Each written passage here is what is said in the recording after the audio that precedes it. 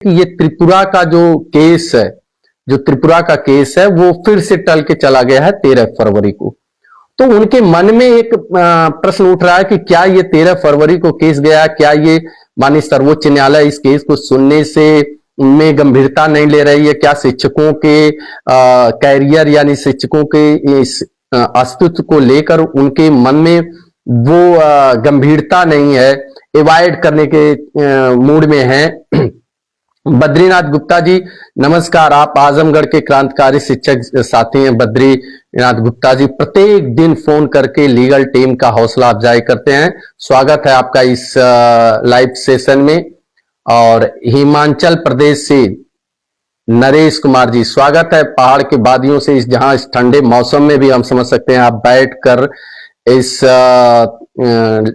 TET अनिवार्यता जैसे काले कानून से आप भी प्रभावित हैं। अरुण कुमार मिश्रा जी हमारे विधिक बहुत जानकार हैं। तो साथियों, जो आज दिन भर जो आप लोगों का फोन आता रहा है, आप लोगों के मन में जो प्रश्न है जिसको लेकर हम समझ सकते हैं बार बार कि ये त्रिपुरा का केस बार बार डेट पे डेट क्यों जा रहा है। साथियों, उसके लिए हम लोगों ने आप लोगों को बार बार बताया है कि कतई भी आप पैनिक मत होइए। एक तो ये कि आप पुनर्विचार याचिका को उससे कि वो नहीं सुना जा रहा है, त्रिपुरा का केस नहीं सुना जा रहा है, तो क्या पुनर्विचार याचिका में या जो रिव्यू में हम लोग गए हैं उसकी इतनी गंभीरता से सुना जाएगा कि नहीं? दोनों अलग अलग विषय है। पहले तो हम आपको त्रिपुरा के केस के बारे में बता दें कि ये जो डेट पे डेट क्यों पड़ रही है। हमने पहले दिन से ही आपको बताया था कि जब ये जो मेन केस है, आप बड़े अच्छे से इसको आप समझ लीजिए, जो आप लोगों के मन में जो आता है या दिमाग में जो आपको नेगेटिव चीज आती, कतई भी नेगेटिव मत लीजिए। आप पूरा क्लियर हो जाइए इस चीज को। जो त्रिपुरा का केस है वो वहां के एसएससी नियुक्त टीचरों का है, जो 2011 से पूर्व के एसएससी के द्वारा नियुक्त संविदा टीचर थे, जो बाद में हाईकोर्ट में गए कि मुझे परमानेंट किया जाए। तो वहां की त्रिपुरा की हाईकोर्ट ने त्रिपुरा सरकार को आदेशित किया कि यदि ये समान वेतन समान काम पर हैं तो इनको परमानेंट कर दिया जाए। तो त्रिपुरा सरकार ने कहा कि ठीक है, हम परमानेंट करने के लिए तैयार हैं, लेकिन उसने उसमें शर्त रख दी कि मैं उन्हीं शिक्षकों को नियुक्त करूंगा जो डीएलएड बीएड हैं और टेट पास हैं।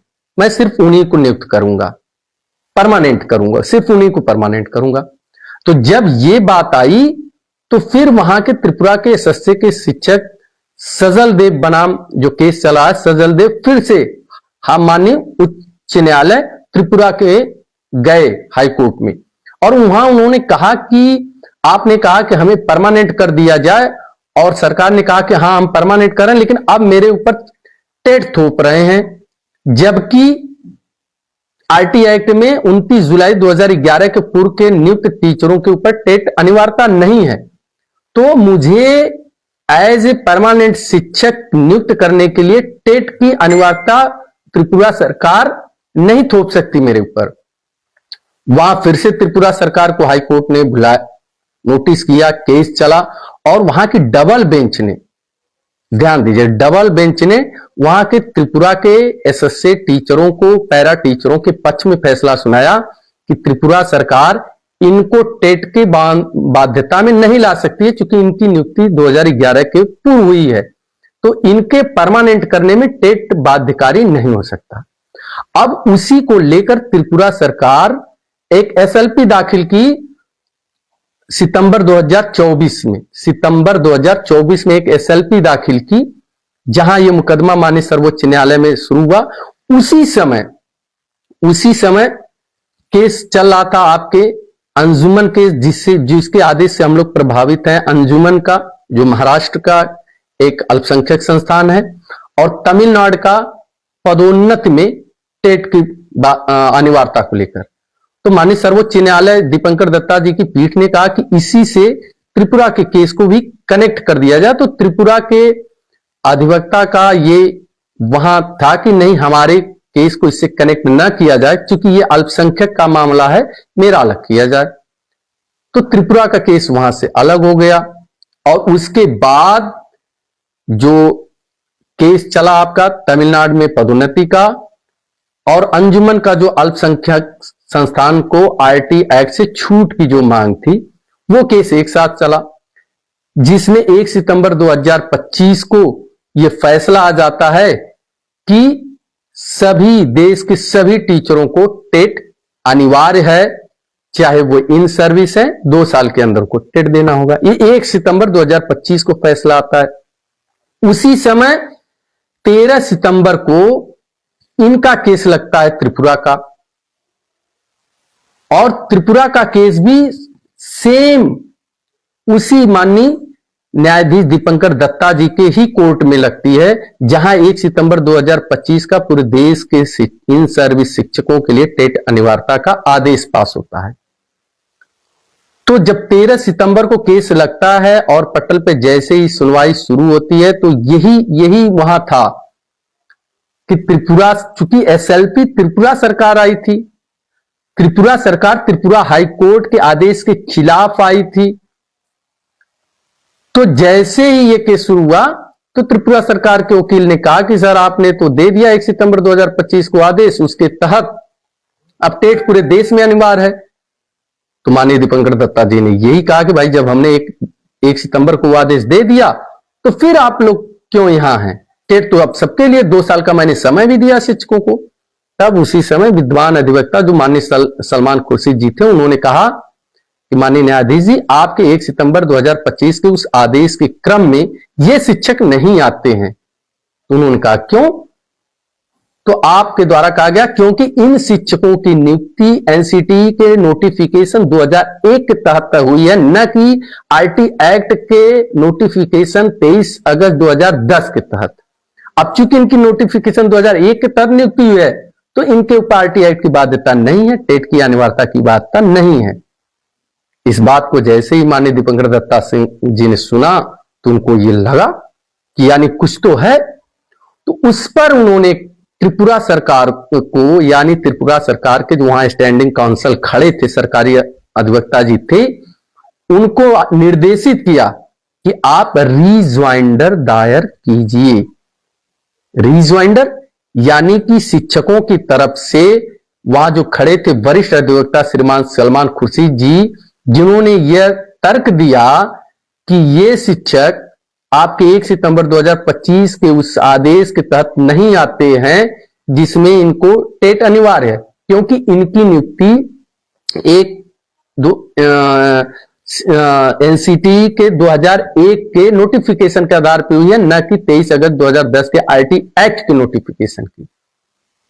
तो इसका जवाब देने के लिए माननीय दीपंकर दत्ता जी की बेंच ने त्रिपुरा सरकार को निर्देशित किया कि आप इनके उठाए गए स्तर का जवाब रिज्वाइंडर के माध्यम से दीजिए। यह था प्रकरण। वो तब का प्रकरण था कि आज तक सितंबर, अक्टूबर, नवंबर, दिसंबर, फिर से देख लीजिए, सितंबर का मान लो, सितंबर, अक्टूबर, नवंबर, दिसंबर, जनवरी, यानी कि 4 महीने से ज्यादा 5 महीने हो गया, त्रिपुरा सरकार ने अभी रिज्वाइंडर दायर नहीं किया। यानी त्रिपुरा सरकार ने अभी भी उसका जवाब नहीं दिया। यद्यप केस का नेचर अलग है, लेकिन जिस एक बिंदु को उन्होंने उठाया कि टेट अनिवार्यता की बाध्यता में वो शिक्षक नहीं आते हैं जिनकी नियुक्ति एनसीटी के नोटिफिकेशन 2001 के तहत हुई है, न कि आईटी एक्ट के नोटिफिकेशन, एनसीटी के नोटिफिकेशन 23 अगस्त 2010 के तहत। इसी का जवाब के रूप में रिज्वाइंडर त्रिपुरा सरकार को दाखिल करना है, दायर करना है, और वो आज तक दायर नहीं कर पाए। तो एक डेट पे डेट जो पड़ रही है, उसका एक सबसे प्रमुख जो विधिक, जो अधिवक्तागण हैं, जो विधिक जानकार हैं, जो हमारे त्रिपुरा के साथी लोग हैं, उनका भी यही मानना है कि जो एक सबसे अहम प्रमुख बिंदु है वो यही है कि अभी तक त्रिपुरा सरकार की तरफ से रिजवाइंडर नहीं दायर किया गया। माननीय सलमान खुर्शीद द्वारा उठाए गए प्रश्न का वाजिब जवाब नहीं दिया गया, जिसके कारण यह सुनवाई आगे नहीं बढ़ पा रही है।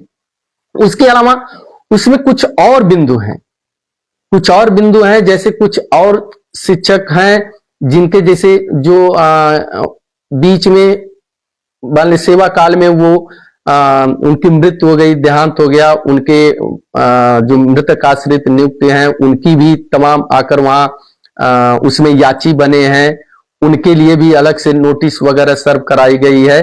लेकिन जो सबसे प्रमुख बिंदु है वो ये है कि अभी जब त्रिपुरा सरकार के द्वारा रिजवाइंडर दायर होगी तो फिर उस पर बहस होगी कि उनका जवाब क्या है, वो जवाब से कितने संतुष्ट हैं। तो ये एक सबसे अहम चीज है। तो इसको लेकर आप शिक्षक साथी जरा भी नकारात्मक न होइए, बल्कि हम तो कहते हैं कि भाई हम लोग का ये है कि आप सकारात्मक रहिए। वो क्या जवाब देते हैं, उनका जवाब क्या है। हाँ, एक चीज आपको शेयर जरूर करेंगे आपको। एक उसमें बीच में पिछले महीने में त्रिपुरा सरकार के केस में बीच में पिछले महीने में एक ये कर दीजिए कि भारत सरकार की तरफ से, शिक्षा विभाग की तरफ से एक जरूर वहां काउंटर दाखिल हुआ है और उस काउंटर में कोई स्पष्ट जवाब नहीं दिया गया। भारत सरकार की जो काउंटर उसमें लगा है, हम उसको शेयर कर देंगे कल ग्रुपों में अपने। जो उसमें लगा है काउंटर दो दिया है, त्रिपुरा सरकार का तो नहीं आया जवाब, लेकिन जो भारत सरकार का जवाब आया है उसमें उन्होंने केवल इतना ही किया है कि जो आरटी एक्ट लागू हुआ है, जो अप्रैल 2010 का नोटिफिकेशन है, जो 23 अगस्त 2010 का एनसीटी का नोटिफिकेशन है टीचर रिक्रूटमेंट के, फिर जो 29 जुलाई 2011 का एनसीटी का संशोधित नोटिफिकेशन है, उन सबका हवाला उसमें दिया गया, केवल वो दिया गया है। ये उसी में आप ध्यान दीजिएगा, उसी में अभी माननीय सर्वोच्च न्यायालय में दीपंकर दत्ता जी के ही बेंच में इसी केस में जो दाखिल किया गया, तो उसी में ये वर्णन है 23 अगस्त 2010 के पैरा 5 का भी वर्णन है, जिसमें कि पूर्व के नियुक्त टीचरों के ऊपर आरटी एक्ट की बाध्यता नहीं है। और फिर 29 जुलाई 2011 का जो संशोधित एनसीटी का नोटिफिकेशन है, उसके पैरा 5 के अ में भी वर्णन है कि इसके पूर्व के विज्ञापित पदों के सापेक्ष चल रही भर्तियां या नियुक्त शिक्षक वो एनसीटी के 2001 के नोटिफिकेशन के गाइडलाइन के अंतर्गत आते हैं। तो ये जो हमारी लीगल टीम कह रही थी, बार बार आपको कह रही थी कि न्यायपालिका में हमारी चीज है, उसको अभी विगत महीने इसी सरकार द्वारा दाखिल किया गया है त्रिपुरा सरकार, सजल देव बनाम त्रिपुरा सरकार के केस में ये काउंटर दाखिल किया गया, ये एक तरह से। हाँ, लेकिन उसमें सरकार की तरफ से कोई स्पष्ट अपना मत नहीं दिया गया है कि इस नियम आरटी एक्ट का नियम ये कहता है, फला नियम ये कहता है, इसके तहत पे इन शिक्षकों को यहां ये छूट दिया जाए या ये छूट दिया जाए। उन्होंने ऐसा कुछ नहीं कहा है उस काउंटर में। लेकिन काउंटर में उन्होंने एनसीटी के द्वारा जो आरटी एक्ट के अंतर्गत समय समय पे जो नोटिफिकेशन एनसीटी के रहे हैं, उसको उन्होंने माननीय सर्वोच्च न्यायालय में दीपंकर दत्ता जी की इसी कोर्ट में दायर किया है, जिसमें ये पॉइंट हैं। तो जब आपने वो दायर किया, ये पॉइंट हैं, अब उस पॉइंट को काउंटर करना वो हमारे अधिवक्ता का कार्य है। वो उस पर चैलेंज करेंगे कि एनसीटी का जो गाइडलाइन है वो क्या कहता है। तो इसलिए आप इसको लेकर हमारे शिक्षक साथी तनिक भी पैनिक ना हो, तनिक भी निराश ना हो, तनिक भी हताश ना हो कि क्यों टाइम जा रहा है। वो उनका अच्छा, दूसरी चीज, केस ऑफ नेचर अलग है, उनका केस ऑफ नेचर अलग है। उनके एसएससी के टीचर हैं, उनके कई सालों से केस चले आ रहे हैं, और आपके केस ऑफ नेचर एकदम अलग है। इसलिए आप ये कतई भी आप कोई परसेप्शन मत बनाइए। अब आते हैं कि अपना जो तमाम साथी कह रहे थे कि अभी पूछा गया कि ये हमारी जो रिव्यू है, हमारा जो पुनर्विचार याचिका है, इसकी सुनाई, इसका क्या स्टेटस है, क्या है, कैसे है। साथियों, आपकी पुनर्विचार याचिका में 2-4 में अभी कुछ डिफेक्ट्स हैं। वो डिफेक्ट्स दूर होते ही मे बी पॉसिबल फरवरी के 1 या 2 में वो डिफेक्ट दूर हो जाएंगे। लेकिन इसको लेकर आप परेशान मत होइए, खासकर जो शिक्षक साथी लीगल टीम से जुड़े हैं। क्यों? क्योंकि जब हम कोर्ट में चले जाएंगे, एक बड़ी कोर्ट माननीय सर्वोच्च न्यायालय में जब हम चले जाएंगे, तो फिर हम सर्वोच्च न्यायालय में खड़े हैं, उस प्रोटेक्शन में आ जाएंगे। हम एक बड़ी बात हम बताने जा रहे हैं, आप लोगों को ध्यान से सुनिएगा। हमारे पंजाब के साथी हैं, बहुत महत्वपूर्ण बात है, जो इस बात को हमारी लीगल टीम, चाहे हमारे अमित सिंह जी हो, अमित सिंह अदर्स के नाम से जो केस है, चाहे हमारे विधिक जो हमेशा आपको आकर विधिक जानकारी देते हैं संतोष बघेल जी हो, चाहे हमारे लीगल टीम का कोई भी साथी हो, एक चीज बार बार आपको कहता था हमारा टीम कि आप हमारे इस अम्ब्रेले के नीचे आइए, माननीय सर्वोच्च न्यायालय में हम लोग चलेंगे। अब उसका क्या लाभ होगा, एक तत्कालिक आप जान ले आइए। अभी पंजाब सरकार ने 1 सितंबर 2025 के माननीय सर्वोच्च न्यायालय के उस आदेश के आधार पर वहां निकाला है पदोन्नति का नोटिस, विज्ञापन। और उस विज्ञापन में उन्होंने स्पष्ट किया है कि जो टेट पास होंगे सिर्फ उन्हीं टीचरों की पदोन्नति की जाएगी। ध्यान से सुनिएगा कि सिर्फ उन पंजाब सरकार द्वारा जो विज्ञापन निकाला गया है टीचरों के पदोन्नति का, उसमें सीधा शर्त है कि 1 सितंबर 2025 के आदेश के क्रम में अब सिर्फ उन्हीं शिक्षकों की पदोन्नति होगी जो टेट पास हैं वहां के गवर्नमेंट द्वारा। अब वो शिक्षक, हमारे शिक्षक साथी परेशान हैं। अब उन शिक्षक साथियों में से अगर कोई भी शिक्षक साथी मेरे लीगल टीम के साथ यदि माननीय सर्वोच्च न्यायालय में रहता, तो वो सिर्फ और सिर्फ लीगल टीम के हमारे उस हलफ जो हम लोग उसमें रिव्यू में पुनर्विचार याचिका में हैं, उस पुनर्विचार याचिका की सिर्फ कॉपी लेके लगा देता उस चंडीगढ़ हाई कोर्ट में कि हम 1 सितंबर 2025 के उस आदेश के खिलाफ माननीय सर्वोच्च न्यायालय में गए हैं पुनर्विचार याचिका में, वो सारा का सारा कार्रवाई रुक जाती। ये पूरी तरह सुन लीजिए, वो पूरी की पूरी कार्रवाई रुक जाती। क्यों? क्योंकि जो आदेश सर्वोच्च न्यायालय का हुआ है उसके पुनर्विचार में हम उसी बेंच में, उसी माननीय न्यायाधीश के पास पुनर्विचार याचिका में गए हैं। तो जब तक उसका निर्णय आ नहीं जाता है तब तक उसके आधार पे कोई भी कार्रवाई कोर्ट में है। इसीलिए साथियों, एक फोन आ रहा था जिसके कारण कनेक्शन, इसीलिए साथियों आप सभी से कहा जा रहा है कि आप हमारे इस लीगल टीम के अम्ब्रेला के साथ जुड़िए। ये लीगल टीम आपकी अपनी टीम है। हम लोग बहुत सोच समझकर तब जाकर आप लोगों के हितों की रक्षा के लिए माननीय सर्वोच्च न्यायालय में उतरे हैं। जो चीज आज पंजाब सरकार में हो रही है वही चीज देश के दूसरे राज्यों में भी कल को हो सकती है, या फिर उत्तर प्रदेश के हमारे जो शिक्षक हैं उनके हित भी प्रभावित हो सकते हैं। वैसी परिस्थिति में आपका ये सुरक्षा कवच जो मैं कर रहा हूं यही काम आएगा कि मैं माननीय सर्वोच्च न्यायालय के पुनर्विचार याचिका में हूं, मैं माननीय सर्वोच्च न्यायालय के अम्ब्रेला के नीचे हूं। तो जब तक मेरी पुनर्विचार याचिका में सुनवाई नहीं हो जाती है, कोई स्पष्ट आदेश निर्णय नहीं आ जाता है, तब तक उससे निचली अदालतें एवं सरकारें हमारे हितों को प्रभावित नहीं कर सकती है, नहीं कर सकती है, नहीं कर सकती है।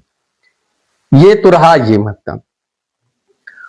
और दूसरा साथियों, आप सोचिए, मैं कुछ उन शिक्षक साथियों से कहना चाहता हूं जो हमारे अभी भी शिक्षक साथी सो रहे हैं। 24 महीने का जो समय मिला था उसमें से 19 महीने निकल गए, और सॉरी 19 महीने बचे हैं, 5 महीने निकल गए हैं। क्या हुआ है अब तक? सारे धरने देने वाले लोग चुपचाप बैठ के अब देख रहे हैं। शीतकालीन सत्र गया, शून्यकाल में गर्माहट उठी, वो हमारे आपकी देन थी। अब लोग बेसब्री से बजट सत्र का इंतजार कर रहे हैं कि बजट सत्र में हमारे पक्ष में कुछ आ जाए। हम भी चाहते हैं, देश के लाखों लाख शिक्षक चाहते हैं कि बजट सत्र में सरकार आए, स्पष्ट सदन में घोषणा करे कि हम देश के जो भी टेट प्रभावित शिक्षक साथी हैं उनके लिए एक अलग से संशोधन करने जा रहे हैं। उनको घबराने की जरूरत नहीं है, ये स्वागत, इससे बड़ी कोई बात ही नहीं है। शायद वो दिन हमारे आपके लिए सबसे बढ़िया हो, लेकिन क्या वो होने वाला है? क्या आप सिर्फ उसी के भरोसे अपने इस नौकरी को दांव पे लगाकर बैठे रह सकते हैं? क्या आप इतना बड़ा रिस्क ले सकते हैं? आप सोचने वाली बात है कि नौकरी आपकी खतरे में है और आप अभी तक विधिक रूप से कहीं है ही नहीं। ये कानूनी पॉइंट्स हैं, आपको समझना होगा। आप 15 साल 20 साल से नौकरी कर रहे थे, सोच रहे थे कि हमारी नौकरी को कोई खतरा नहीं, आराम से नौकरी चल रही। तब तक एक सुबह पेपर में आता है, सोशल मीडिया में आता है, न्यूज में आता है कि देश के सभी टीचरों को इस टेट अनिवार्यता के अंतर्गत बांध दिया गया है। अब सोच लीजिए, इसी तरह अगर हम सोते रहे, तब तो हमें पता नहीं था, लेकिन आज तो हमें पता है। हमें 2 साल का समय मिला है, उस 2 साल में हमें अपनी बात को सिद्ध करना है, और फिर भी हम बैठे हैं।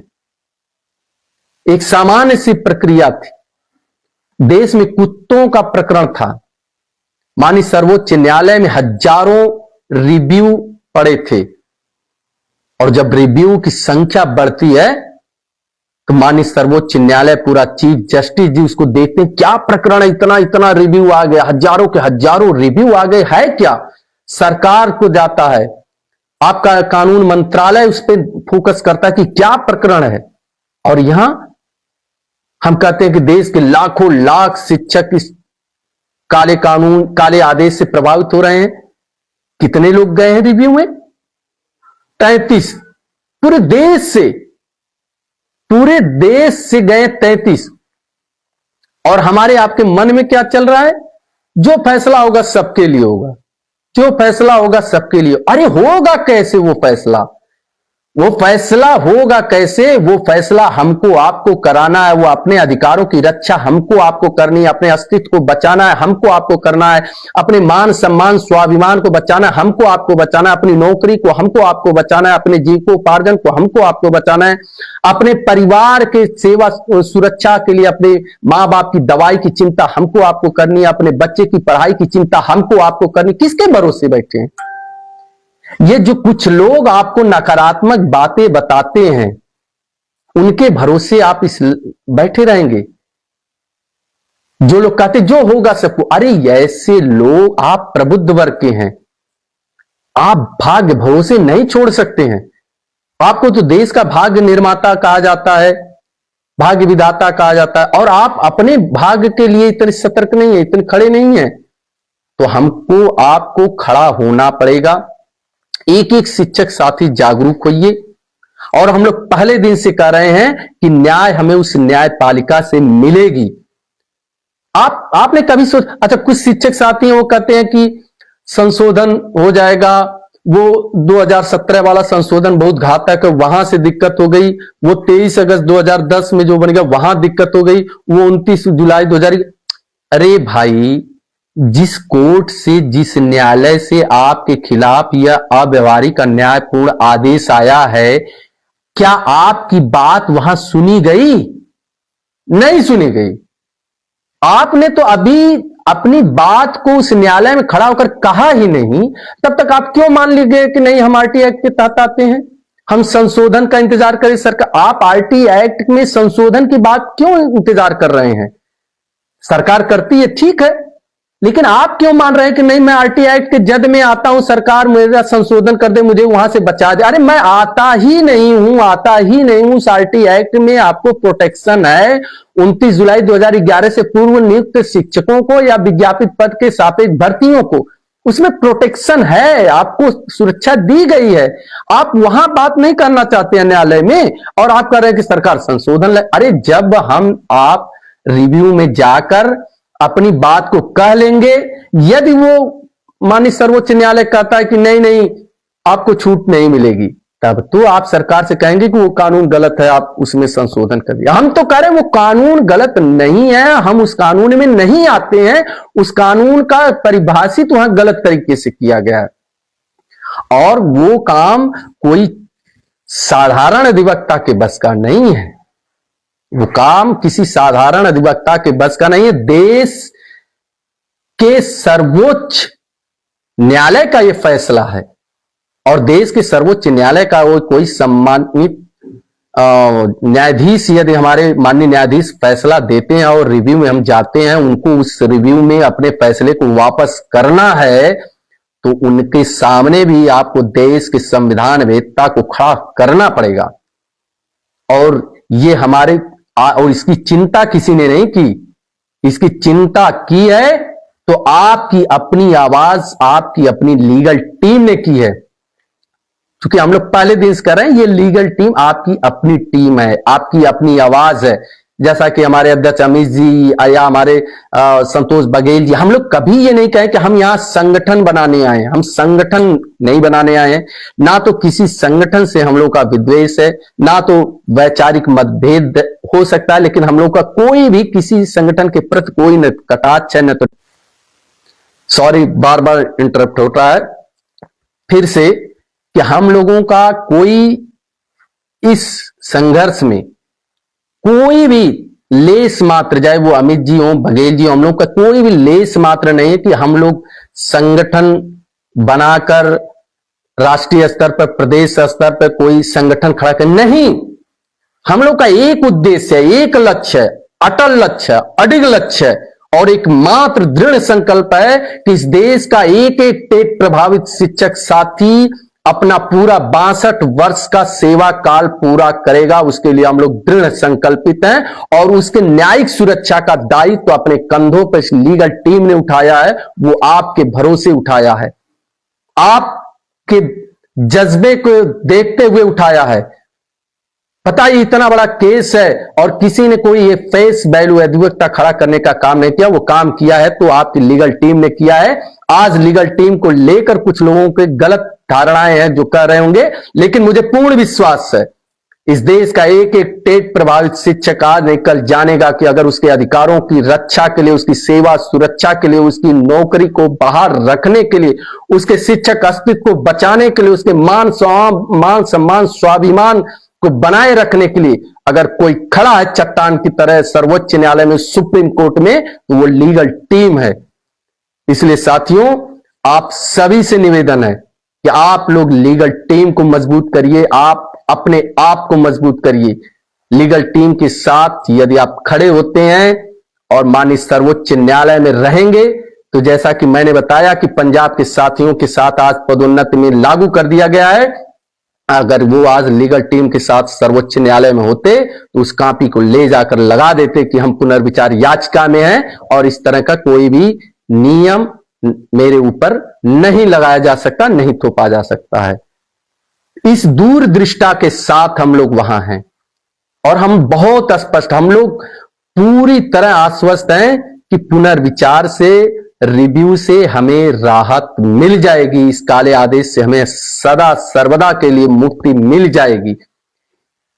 1.11% भी मान लीजिए अगर वहां से नहीं होता है, हो सकता है तो हमारे अलग के A, B प्लान बने हैं, हम लोग उस पर लगे हैं, और हम तो ये भी कहेंगे इस लाइव के माध्यम से, देश के जितने भी हमारे शिक्षक संगठन हैं, हम लोग निवेदन करेंगे कि आप लोग अपनी लड़ाई को लड़िए, सड़क से लेकर सदन, सुनिएगा, सड़क से लेकर सदन आप लड़िए, और सुप्रीम कोर्ट की लड़ाई हमें छोड़ दीजिए, क्योंकि सुप्रीम कोर्ट की लड़ाई एक एक टेट प्रभावित शिक्षक की है। उसकी पीड़ा को, उसके दर्द को, उसकी भावनाओं को एक टेट प्रभावित शिक्षक साथी ही समझ सकता है। और जिस तन्मयता से, जिस मजबूती से, जिस दृढ़ संकल्प से ये लीगल टीम खड़ी है, वही हमारे देश के टेट प्रभावित शिक्षकों को न्याय दिला सकती है। तो आप आश्वस्त रहिए। और उसके अतिरिक्त कुछ साथी कह रहे थे कि पुनर्विचार, या देखिए, माननीय दीपंकर दत्ता जी को ओपन कोर्ट में ये सुनना पड़ेगा, क्योंकि ये अब मामला ऐसा है कि उनको सुनना पड़ेगा। अगर ओपन कोर्ट में सुनते हैं तो भी हमारे विद्वान अधिवक्ता एक एक पॉइंट रखकर 1 सितंबर 2025 के आदेश की धज्जियां उड़ा देंगे।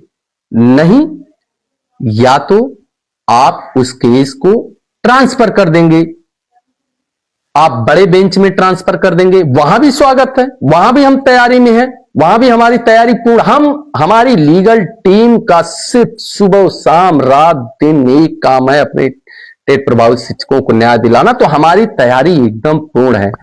बस अब आपकी बारी है, आपकी बारी। आप जानते हैं कोई भी युद्ध बिना संसाधन के नहीं जीता जा सकता है।